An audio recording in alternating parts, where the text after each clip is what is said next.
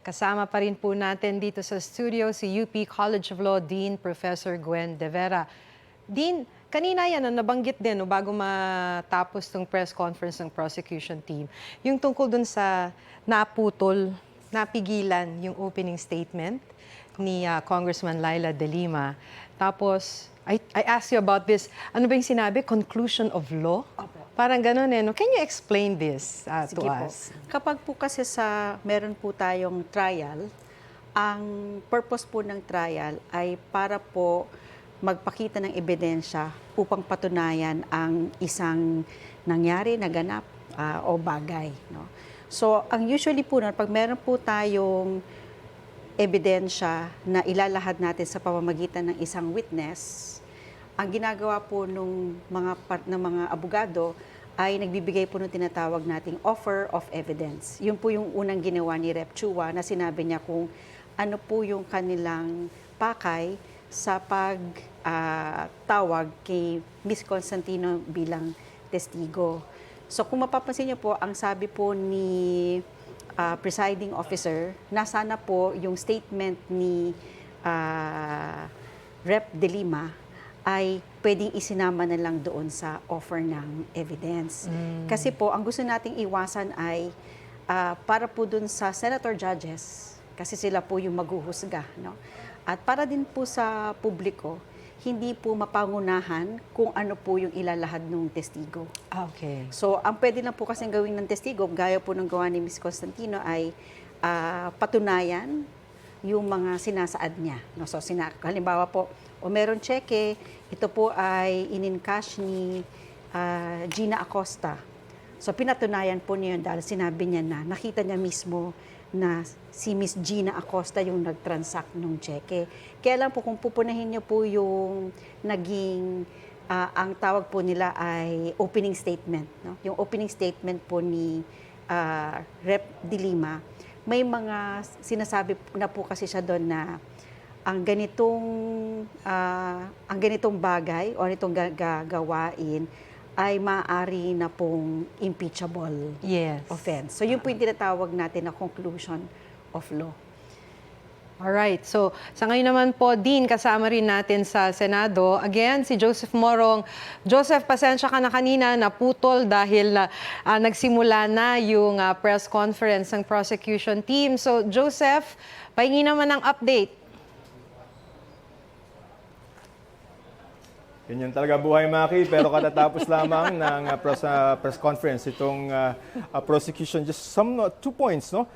Tinanong yung prosecution tungkol dun sa issue, no? Sa pagitan nitong si Senator Judge Pia Cayetano at si Attorney Chel Jokno tungkol dun sa umunoy pagpo-post nitong si Senator Judge Cayetano ng splice video regarding yung diskusyon nila ni Attorney Jokno tungkol sa alleged fishing expedition. Now, mukhang ang sabi nitong si Attorney J. Tolosa, private prosecutor and spokesperson for the prosecution, ay wala muna silang hihingin o hindi muna sila magmamanifest sa korte na, kumbaga, hindi muna sila magrereklamo sa court tungkol sa ginawang ito ni Senator Judge Pia Cayetano at hinahayaan muna nila na yung mga senador ang magpulis sa kanilang mga sarili at ayaw nila na makasagabal ito sa pagpapatuloy ng Senate impeachment trial laban kay Vice President Duterte. Second, itong si Congressman Robert A. Sparbers, advisor of the prosecution, mentioned yung mga testimonies nitong si Ramil Madriaga, pinag-usapan natin ito kanina,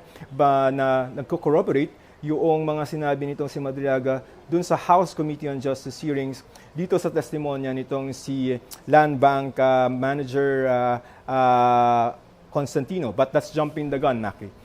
What is relevant now and to the justices, to the senator judges, ay yung pumapasok ng mga ebidensya at testigo. So far, ang narinig ng mga senator judges from which they can base their opinion, their judgment, ay yung kay Constantino na Land Bank Manager ng SHO for the OVP funds. Next, Maki, is former Land Bank Manager ng DepEd, para sa DepEd funds, itong si Ms. Nonita Camposano.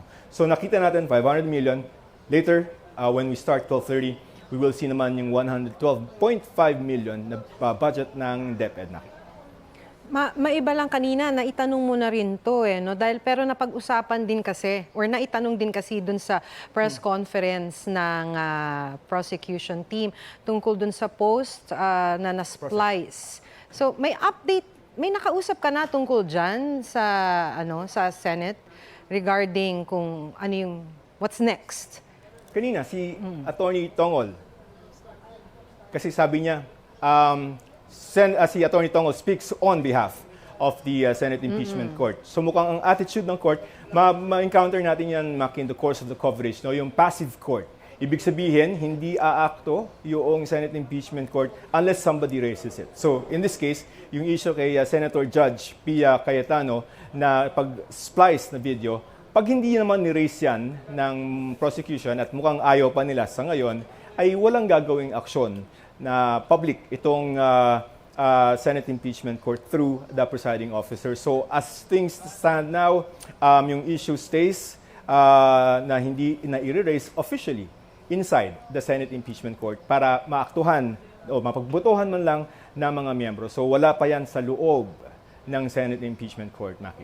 May balita na, Joseph, kasi kanina is the land bank na nag-disburse for the OVP, and then we're expecting this afternoon yung disbursement naman to DepEd. After nito, may nakapila pa. Sino yung mga nakapila? May dalawa pa yan, Maki. Hindi lang ma-recall kanina ni Congressman Adjong kung sino yan.